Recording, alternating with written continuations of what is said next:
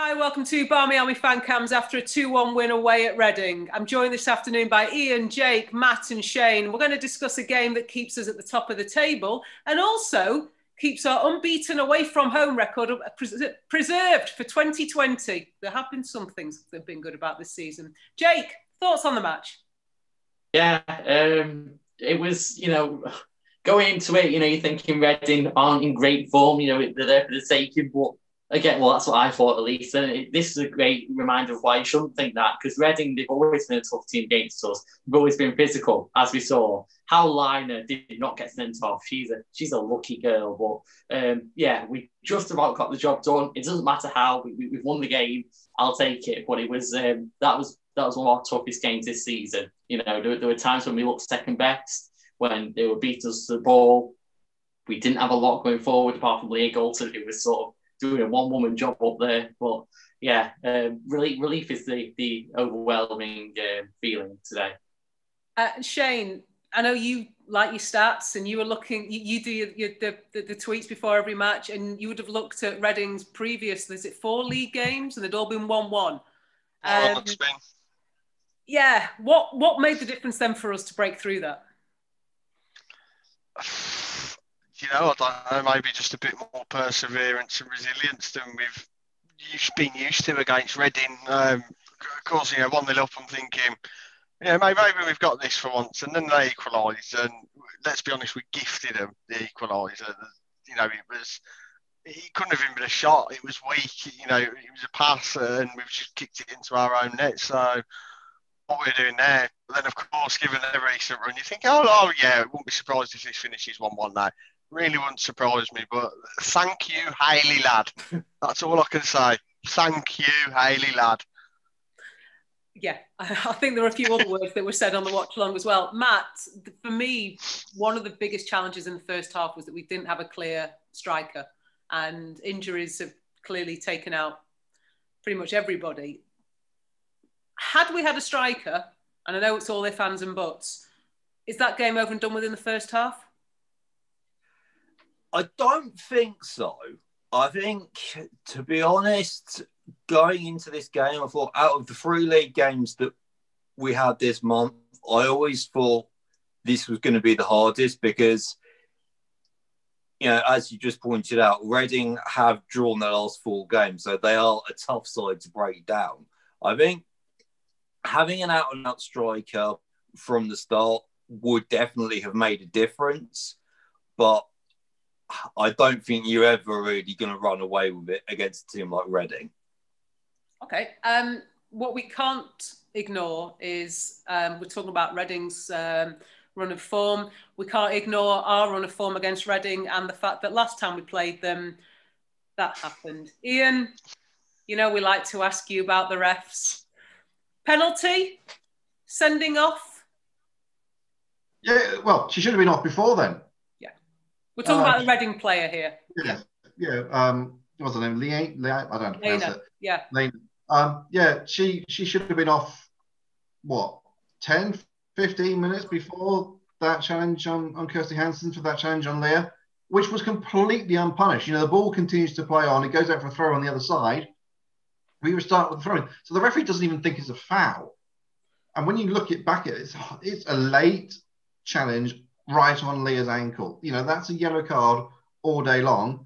And then to rub salt on the wounds, as I said, 10, 15 minutes later, Kirsty Hansen bursts into the left side of the box. She's all over the top of her. She is literally, you couldn't be on top of a player more. Doesn't, tangles her legs. Kirsty, for her credit, tries to stay up and play a ball in. Sorry, that's still a foul. You don't have to go down for it to be a foul. And that's a second bookable offence again. Was Kirsty, and I know I'm coming back to you straight away in, was Kirsty Hansen almost, and I hate the term because it implies that cheating is acceptable, was she too honest in that moment? Yes. Simple as that. She should have gone down. And the fact that she hasn't shouldn't negate the referee giving that as a penalty. Correct. Okay.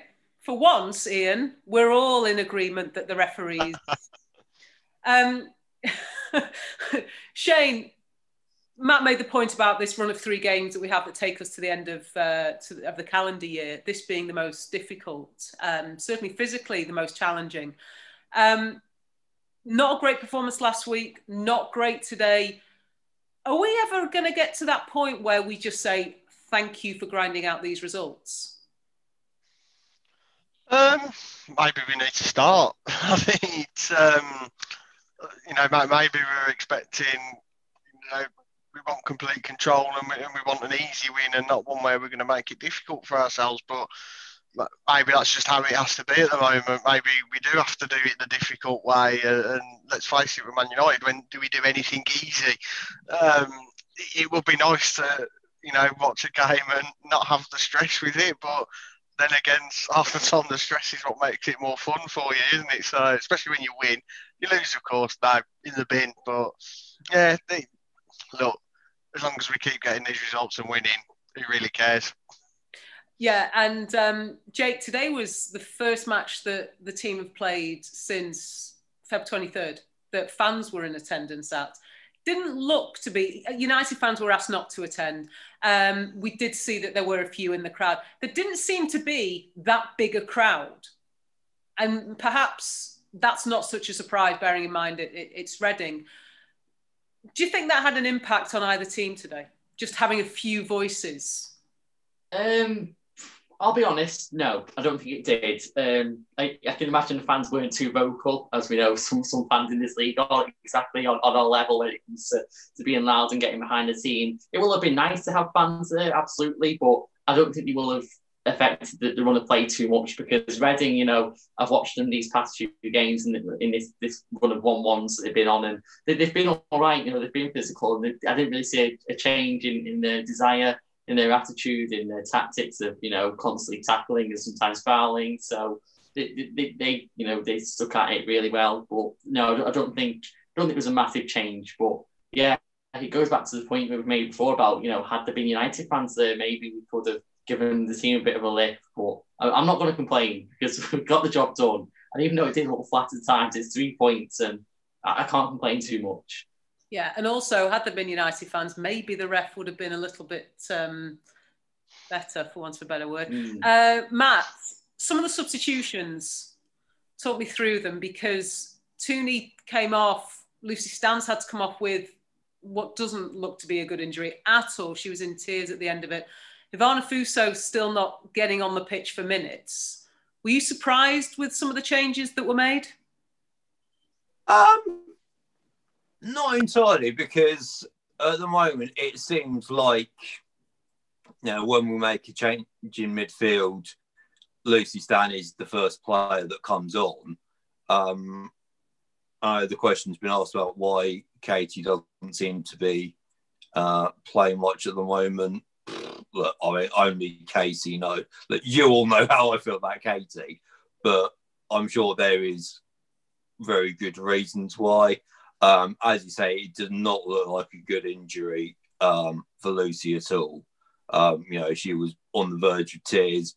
Casey was consoling her, so we can just hope that it's not as serious as it looks. But yeah, so I think that was a reasonable change to make. In terms of Ivana, it's a difficult one, because I think we all want to see her, simply because we haven't seen her at all. But for me, that makes it difficult to judge. I mean, we've got the cup game in midweek, which, doesn't have anything riding on it for either team. So, maybe that could be where we get to see her. Okay. Sort of ease her in a bit. There's pride riding on it, and there's momentum. Ian, are you expecting any changes? Yeah, wholesale, I'll be honest. Okay.